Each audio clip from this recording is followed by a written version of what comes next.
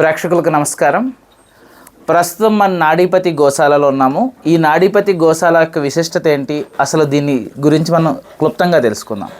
ముఖ్యంగా ఈ మధ్య కాలంలో చిట్టిపొట్టి ఆవులను సృష్టించినటువంటి సృష్టికర్త ప్రాచీన సాంప్రదాయ వైద్య విధానాల్ని నాడీపతి అనే పేరుతో ముందుకు తీసుకొచ్చి ప్రపంచ స్థాయిలో ఖ్యాతి గడించినటువంటి డాక్టర్ పెనుమత్స కృష్ణంరాజు గారు ఉన్నారు. వారిని అడిగి మరిన్ని విశేషాలు తెలుసుకుందాం.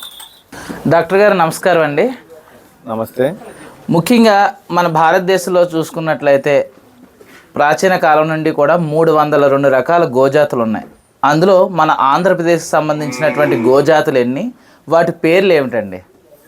మనకి ప్రాచీన భారతదేశ చరిత్ర చూస్తే గోవు మన ప్రాంతాలను బట్టి, రాష్ట్రాలను బట్టి, పరిసరాలను బట్టి విభిన్న జాతులు అంటే సుమారుగా 302 రకాల జాతులు డెవలప్ అయ్యాయి. ఇవన్నీ అంతరించిపోగా ఇప్పుడు మనకి అందుబాటులో 32 మాత్రమే ఉన్నాయండి. ఈ 32లోని మన ఆంధ్ర రాష్ట్ర బ్రీడ్ చెప్పుకోవాలంటే 4 రకాలుగా ఉండేవండి.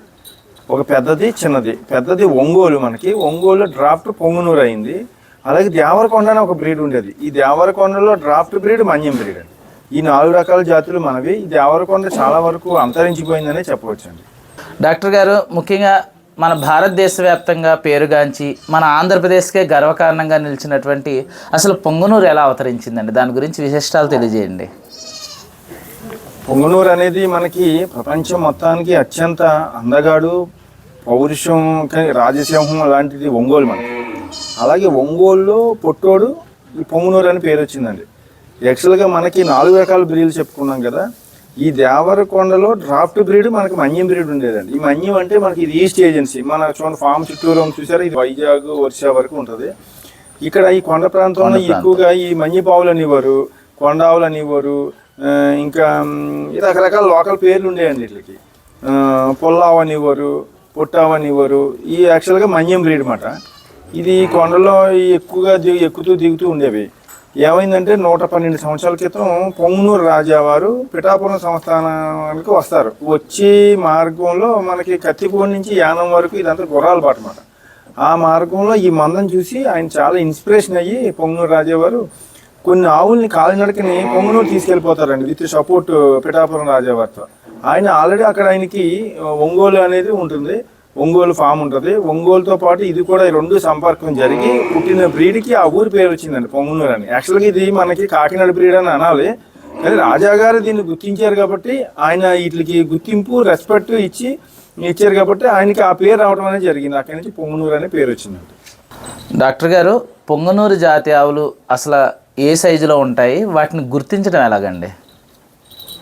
ఇప్పుడు ఒంగోలులో పొట్టోడండి సేమ్ ఒంగోలు ఎట్లాగా ఉంటుందో దాన్ని కొంచెం చిన్న సైజ్ చేస్తే ఎట్లా ఉంటుందో అలాగే పొంగునూరు ఉంటుందండి. అయితే ఏంటంటే దీనికి ప్రధానంగా మనం ఐడెంటిఫై చేసే లక్షణాలు ఏంటి అంటే తోక టచ్ అవ్వటం, పూసబారు ఉండటం, అలాగే హంపు ఉండటం, పొట్టి కాళ్ళుతో నడవటం, చూడటానికి అందంగా ఆకర్షణీయంగా కనిపించేది పొంగునూరు. కానీ ఇది ఖచ్చితంగా ఇది పొంగునూరు అనేది 90% ఎవరు చెప్పలేరండి.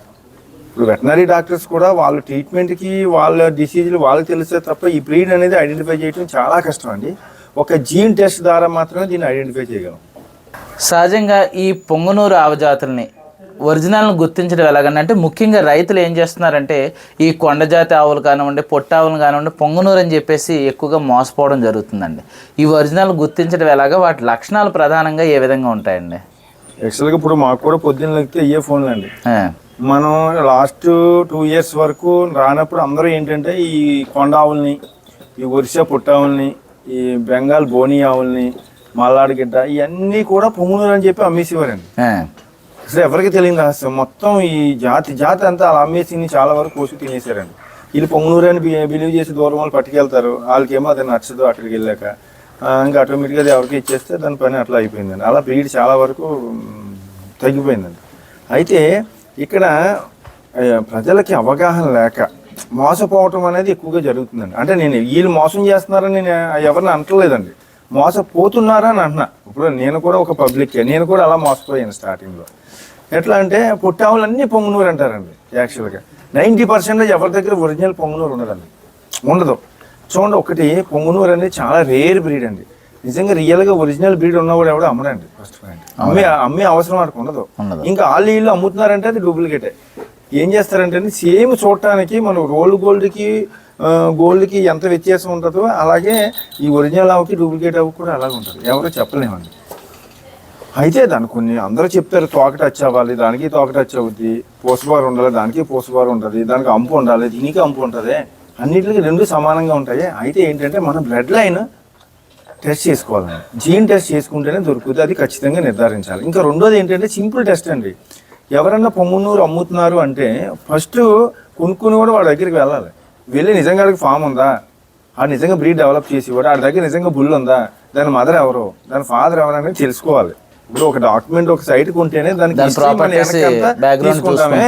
అలాగే ఒక అమ్మాయిని మన ఇంటికి తెచ్చుకోవాలంటే కోళ్ళ కింద దానికి వంశం అంతా కానీ మనం ఇంత ఎలా సెర్చ్ చేస్తామే, అలాగే మనం ఒక కొడుకు అల్లుని తెచ్చుకోవాలంటే ఎన్నో ఎంక్వైరీ చేస్తామే. అలాగే మన ఆవు కూడా మన ఇంట్లో మెంబర్ కింద ఎందుకు అవ్వకూడదు? అది కూడా మన ఫ్యామిలీలో మెంబరే కదా. అది కూడా మనం కూడా ఒక మంచి కుటుంబాన్ని నుంచి తెచ్చుకోవాలి కదా. అంటే మన మంచి జాతి ఉన్న లక్షణాల నుంచి తెచ్చుకోవాలిగా. ఇంకా అది ఒకసారి మన దాంట్లోకి వచ్చిందంటే మన ఫ్యామిలీలో ఒక మెంబర్ అవుతుందిగా. నేనైతే అలా భావిస్తానండి.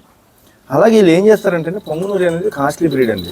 ఒరిజినల్ పొంగునూరు ఎవరి దగ్గర కానీ ఉండదు. అందుకని వీళ్ళు ఏం చేస్తారు, జెర్సీలు, హెచ్ఎఫ్లు, ఒంగోలు ఆవులకి ఆ శమను చేసేస్తారు, పుట్టేస్తుంది. పుడితే అది ఒరిజినల్ లాగా అవుతుందండి.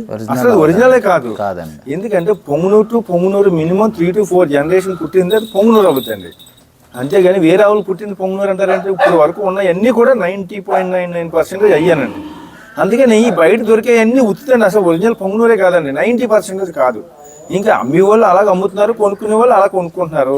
లక్షల్లో కొంటున్నారు, వేలలో కొనుక్కుంటున్నారు. ఇంకెవరిష్టం వాళ్ళది. కొనుక్కునేవాని బట్టి అమ్ముకునేవాని దాన్ని బట్టి ఉంటుంది. నిజంగా ఒరిజినల్ ఇచ్చి ఒరిజినల్ అనొచ్చు, అసలు ఒరిజినలే కాదు. జీన్ టెస్ట్ చేయమనండి, ఎందులోనూ కూడా నెగిటివ్ వస్తుంది, అసలు రాదు. సహజంగా డాక్టర్ గారు ఇప్పుడు జీన్ టెస్ట్ అనేది ఎక్కడ చేస్తారని, దాని ఖర్చు ఎంతవరకు అవ్వచ్చు అంటారు?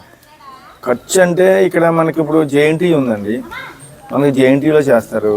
అలాగే కొంచెం మనకి అదే గవర్నమెంట్ ఇప్పుడు మనకి క్యాటిల్ ఫామ్ ఉంది. క్యాటిల్ ఫామే కాదు, ప్రతి గ్రామంలోని మన వెటనరీ డిపార్ట్మెంట్ ఉంటుంది కదండి, వాళ్ళు అండర్లో కూడా వాళ్ళు చేసి పెడతారు. మనకి విజయవాడలో కూడా చేస్తారు. ఓకే అండి. అలాగే దాని లక్షణాలను బట్టి కూడా తెలుసుకోవచ్చు అండి. ఇప్పుడు మనం తీసుకుంటున్నామంటే ఈ ప్రాపర్టీ ఎక్కడి నుంచి తీసుకుంటున్నాం అనేది వెనక్కి ఒక స్టెప్ వేస్తే దొరికేది, అది ఒరిజినల్ కాదని. ఇది అవగాహన ఉన్న వాళ్ళు మాత్రమే చెప్పగలరండి, అందరూ చెప్పలేరు. కానీ ఏంటంటే తెలియక అందరూ, నేను కూడా మోసపోతున్నాను, నేను కూడా ఎక్కువ కొంటున్నాను. కానీ నాకు ఇంత నాలెడ్జ్ ఉండి నన్నే చాలా మంది మోసం చేస్తూ ఉంటారు అనమాట. ఈ దానికి పుట్టింది దీనికి పుట్టిందని. కానీ తీరా మనం ఫోటో చూస్తే నాలంటోడికి అయితే అర్థమైపోతుందండి దానికి దేని నుంచి వచ్చింది, దాని పేరెంట్స్ ఏంటి, హిస్టరీ ఏంటి అనేది. మన దేశీయ జాతి ఆవులన్నీ కూడా అన్నీ మంచివే అండి.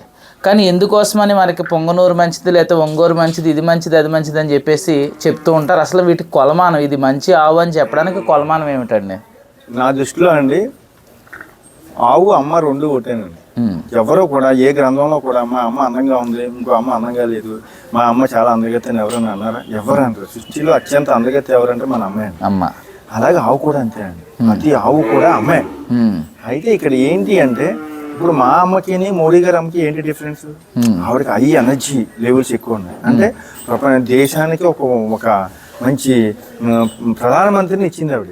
నన్ను మామూలుగా చిన్న డాక్టర్ని ఇచ్చింది. అంటే ఇద్దరికి తేడా ఏంటి? ఇద్దరు అమ్మలు గొప్పే. అంటే అలాగే ఈ విధంగా ఆవుల్లో కూడా ఎనర్జీ లెవెల్స్ ఎక్కువ ఉంటాయి. High energy levels, high positive vibration అండి. ఇప్పుడు ఇవన్నీ చూస్తున్నాం కదండి, ఇవన్నీ కూడా పొంగునూరులేనండి. ఇవన్నీ ఈ సైజ్ అన్ని పొంగునూరులే. అంటే ఇది ఈజీ మెయింటెనెన్స్ ఉంటుంది, మనకి ఎక్కువగా ఫ్రెండ్లీగా ఉంటాయి అని ఈ ఆవు మంచిది, ఈ ఆవు మంచిది అని అంటాం. కానీ ఆవు ఏ ఆవు అయినా ఆవే నాది. పొంగునూరు ఆవులు ముఖ్యంగా మనకి ఏ రంగుల్లో లభిస్తాయండి? సహజంగా వైట్ అండి, అందరూ లైక్ చేసేది. అలాగే కాఫీ రంగు, నలుపు, కపిల, ఇంకా మిక్స్డ్ కొన్ని వస్తాయి అన్ని కలర్స్ కలిపి. సహజంగా వైట్, బ్లాక్, రెడ్. ఈ పొంగునూరు ఆవులు రోజుకు వచ్చి ఎన్ని లీటర్లు పాలు ఇస్తాయండి? ఆ పాలు కూడా మనకు కలిగేటటువంటి ఆరోగ్య ప్రయోజనాలు ఏమిటండి? పాలు అనేది మనం పెట్టే ఫుడ్ని బట్టి ఉంటుందండి. సహజంగా పాలు అనేది పూటకి 2-2.5 వరకు ఉంటాయి. 2 లీటర్ల లోపు కూడా కొన్ని ఉంటాయి, మాక్సిమం 2.5 అండి. కానీ దీంట్లో ఔషధ గుణాలు అధికంగా ఉంటాయండి. ఫ్యాట్ కూడా ఎక్కువ ఉంటుంది, అంటే 8 వరకు ఉంటుంది, 8% వరకు ఉంటుంది. ఈజీ మెయింటెనెన్స్ ఉంటుంది. అలాగే చక్కగా మాటలి ఫ్రెండ్లీ నేచర్ ఉంటుంది. మనకున్న స్ట్రెస్, యాంగ్జైటీ, డిప్రెషన్ అట్లా చూస్తేనే సగం వరకు పోతాయి. అందుకే ఈ పొంగునూరు ఆవుకి ఒక సూపర్లకు ఎక్కువగా ఆకర్షణీయంగా ఉంటాయండి ఇవి. అందుకే దీంట్ని ఎక్కువగా లైక్ చేస్తారు. డాక్టర్ గారు చాలా విలువైన సమాచారాన్ని అందించారు, మీకు ధన్యవాదాలండి. చూశారు కదండి, ఇప్పటి వరకు పొంగనూరు యొక్క జాతి ఎక్కడ పుట్టింది, దాని యొక్క విశిష్టతలు ఏంటి, ఏ విధంగా ప్రాచుర్యంలోకి వచ్చింది, దాని యొక్క లక్షణాలు ఏమిటి, మరీ ముఖ్యంగా దాని పాల వల్ల కలిగేటటువంటి అనేక ప్రయోజనాల గురించి మన డాక్టర్ గారు పెనుమత్స కృష్ణంరాజు గారు వివరించారు. మరొక ఇంట్రెస్టింగ్ టాపిక్తో మళ్ళీ కలుద్దాం. అంతవరకు సెలవు, నమస్కారం.